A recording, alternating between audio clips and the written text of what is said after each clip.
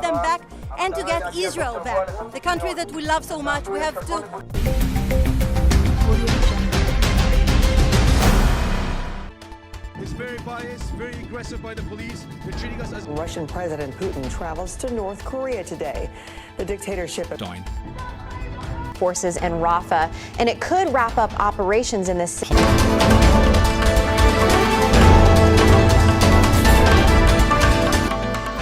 Akkamoottan kabajamtoota hordoftoota keenya oduuwwan waayitawaa miidiyaalee idil addunyaa irraa sassaabannee isin dhageessifnaatii dura dursuun matootii oduutiin hangafna. Rakkoo bahaa gidduu galeessaa halkaniif guyyaatti waaywaatamaa turusi furmaanni hanga ammaatti akkaan argamne maddeen miidiyaalee idil addunyaa fi xiinxaltoonni idil addunyaa dubbachuu irratti argamu. Lubbuuwwan 37,800 olii kan galaafate lolli onkololeessa torba Hamaasiin qabsiifame boombiiwwan kutaa Gaazaa dachee dikeetti jijjiiranii ilmaan namaa miliyoona 2.3 ol qe'ee malee hambisanii ammas qe'ee isaan buqqaanii jiran irratti oowwa gammoojjii fi bokkaan halkanii guyyaadhaan irratti Hamaas adamsuu maqaa jedhuuni qe'ee Palestaayinoota duwwisuudhaan addunyaa irratti qeeqamanis namni isaan dhaabuu gammatti hin argamne jedhu xiinxaltoonni miidiyaalee gurguddoo idila addunyaa. Gabaasonni miidiyaalee idila addunyaa Israa'el maaltu tuqe erga jedhan torbaan bubbuluu maddeen irra deebuun yaadachiisuun Al Arabiyaa, Al Jazeeraa, Hindustaan, CBC, CBN fi Sky News wal harkaa fuudhuun balballoomsaa oolanii jiru.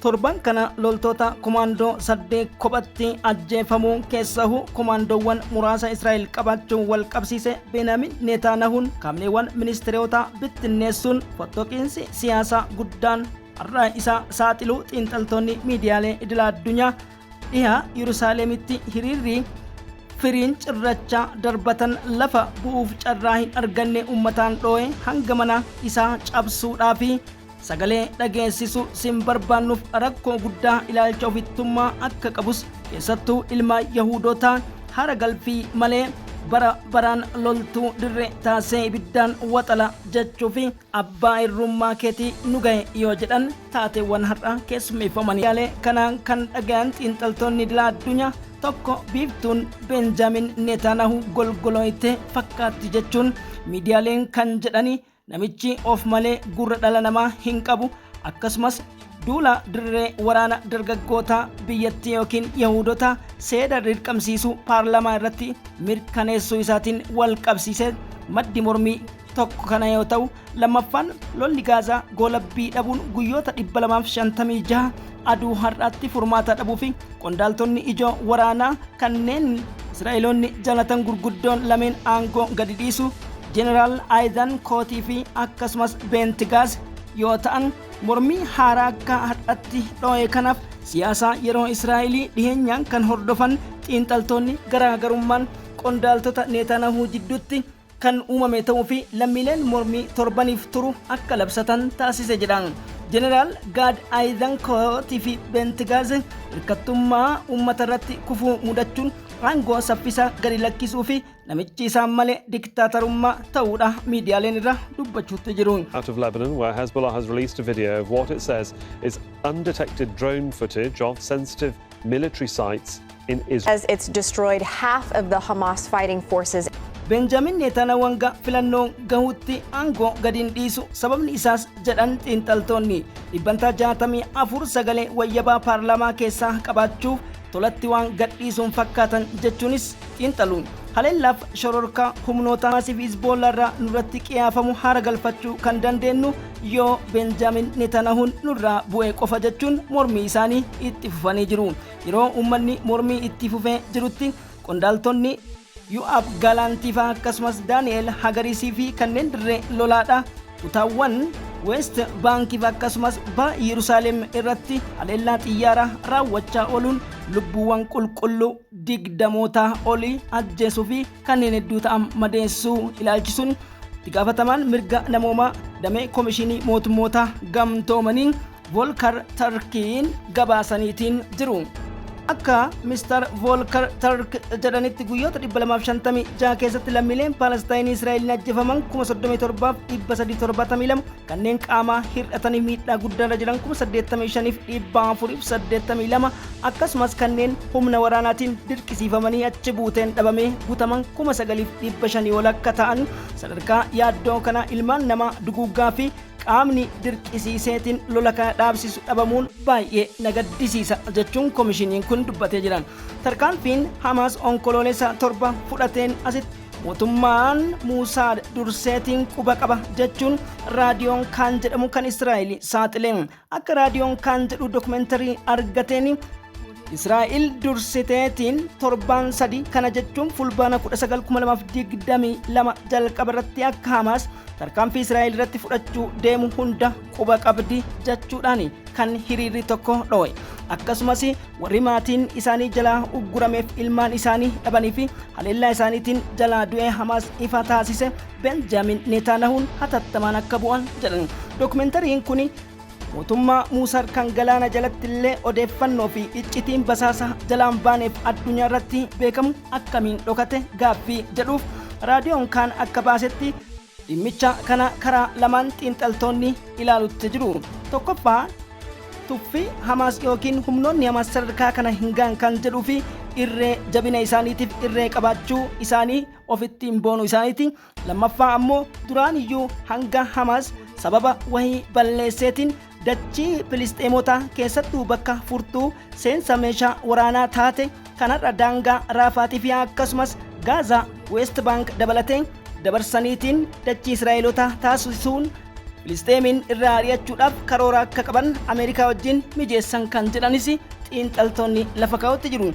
Kutaa hawaasichaa gara wal waraansaatti ceesisuuf mala kan jedhames iccitiin guddaan bahe kun onkoloolessa 7 odoo odeeffannaan kennamuu fi Benjamin Netanyahuun tuffatee dhiisuudhaan lammiileen gurguddoon qaalii ta'an hayyoonni hedduun nurraa dhuman jechuudhaan qeeqni gurguddaan itti ka'aara. That Prime Minister Benjamin Netanyahu has dissolved the influential war cabinet tasked with steering. The latest on the Israel-Hamas war. Overnight protesters clashing with police right outside the Israeli Prime Minister's residence. Tom Sufi Burrage is there on the scene with the latest. Kana wal qabsiisee baajata guyyoota 256 baajata biyyattii kan waggoota 3 olii akka calaaftetu himama. Kana jechuun doolaara biliyoona 987.5 ta'uu fi guyyoota 256 lubbuulee loltoota 1,167 ifoomsuun lammiilee 1,200 kanneen qaama miidhamtoota loltoota dabalatee 8,450 ta'uu nurratti fe'e jechuun paartiin mormituu biyyattii qeeqa irratti kaasuun mormiin kun eegale jedha akka maddeen miidiyaalee gabaasan. Hamaas ammoo dubbitti kanarratti belbela ibiddirratti beenzila gadi fidee dhufe.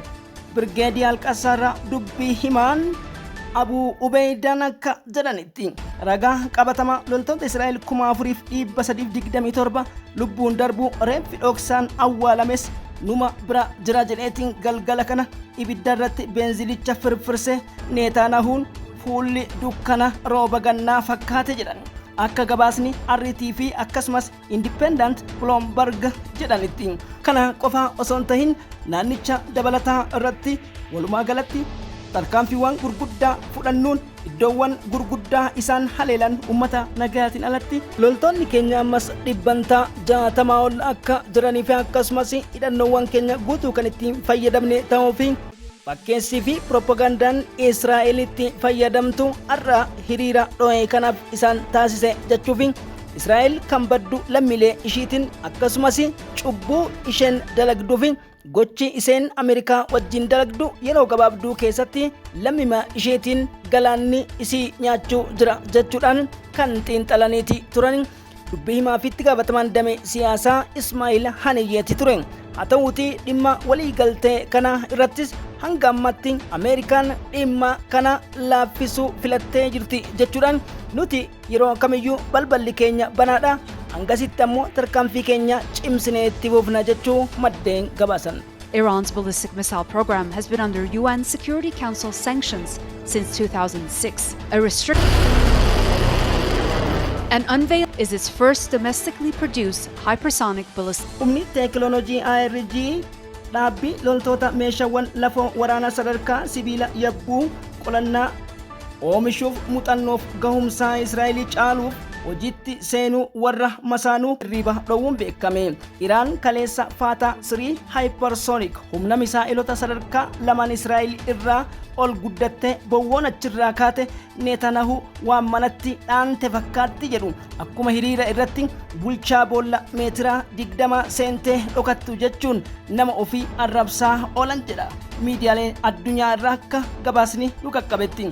Kanaaf nuti yoomillee taanaan bulchaa akkanaan barbaannu gadoof haloo nutti dabalte lammii keenya dhabamsiifte jechuu isaaniitiin wal qabate. Iraan Ameerikaa dachii jedhamu hin beeku waan jette fakkaatti.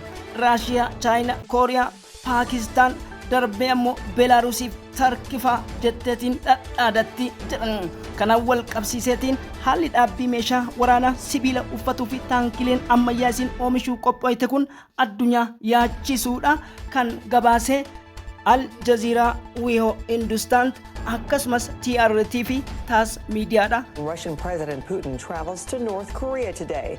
The dictatorship of Kim bara 2020 bara abbaan Kim Jong-un lammaffaa jiru kana jechuun umrii waggaa 24 booda gara Kooriyaa kan imale pirezidaantiin Raashiyaa leencichi Putin har'a Pyongyangin akka nama intala dubraa kennaniifitti simannaan feestivaala agarsiisaaf akkasumas misaa'iloonni warraaqa Galoo galaanaa irraa tiriitii gurguddaadhaan simatameet addunyaan ajaa'iba jetteen. Kaleefteen gadda Ameerikaan warwaachuun biyyoonni lamee wal arguun tokkoffaa nagaa baha gidduu galeessaa akkasumas baha Awurooppaatii fi dhimmi Yuukireen gaaffii jalagala waliin dhabamna jechuun mootummoota gamtoomanitti akeekkachiiftuyyuu Puutiin baatii 8 oliif kan warwaachaa turaniif beeksisan yoom deema osoo Ameerikaan eeydu namichi Pyongyang magaalaa guddittii Kooriyaa kaabaatiin bahe.